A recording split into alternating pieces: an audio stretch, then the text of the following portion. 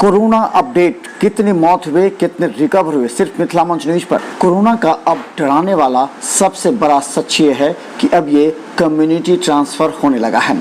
अगर मास्क नहीं पहने तो ऐसे व्यक्ति को कभी न कभी संक्रमण का खतरा है। दरभंगा, मधुबनी, समस्तीपुर के बाजारों में लगातार ऐसे लोग मिल रहे हैं जो बिना मास्क के घूम रहे हैं। दरभंगा पुलिस उस पर कार्रवाई करने के लिए तैयार है। लगातार ऐसे लोगों पर पूछताछ के बाद उनके चालान काटे जा रहे हैं ताकि उन लोगों के अंदर खौफ पैदा हो और वो लोग मास्क का नियमित इस्तेमाल करें। दरभंगा एसएसपी बाबूराम एवं सिटी एसपी के नेतृत्व में दरभंगा पुलिस ने सड़कों पर चालान काटकर लोगों को जागरूक किया।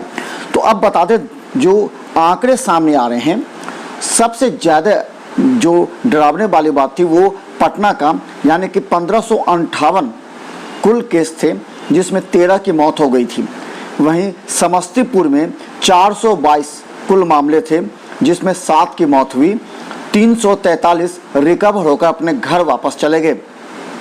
तो दरभंगा में अब तक 401 मामले सामने आए थे पॉजिटिव के, जिनमें से 294 पॉजिटिव से निगेटिव होने के बाद रेस्क्यू कर उन्हें घर भेज दिया गया, यानी उन्हें ठीक करने के बाद वो अपने घर चले गए हैं। इसी तरह मधुबनी में 576 कुल मामले सामने आए थे, जिनमें से 2 की मौत हुई और 431 ठीक होकर घर वापस चले गए।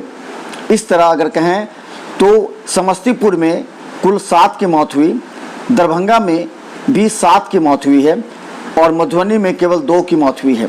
इस तरह अगर ठीक होने की संख्या देखें तो समस्तीपुर में 343, दरभंगा में 294 और मधुबनी में 431। लेकिन लोगों के बीच खौफ पैदा करने और मास्क पहनने के लिए अब दरभंगा पुलिस सड़कों पर उतरकर चालान काट रही है। देखते रहिए मिथिला मंच न्यूज का अपडेट, कोरोना अपडेट हर घंटे।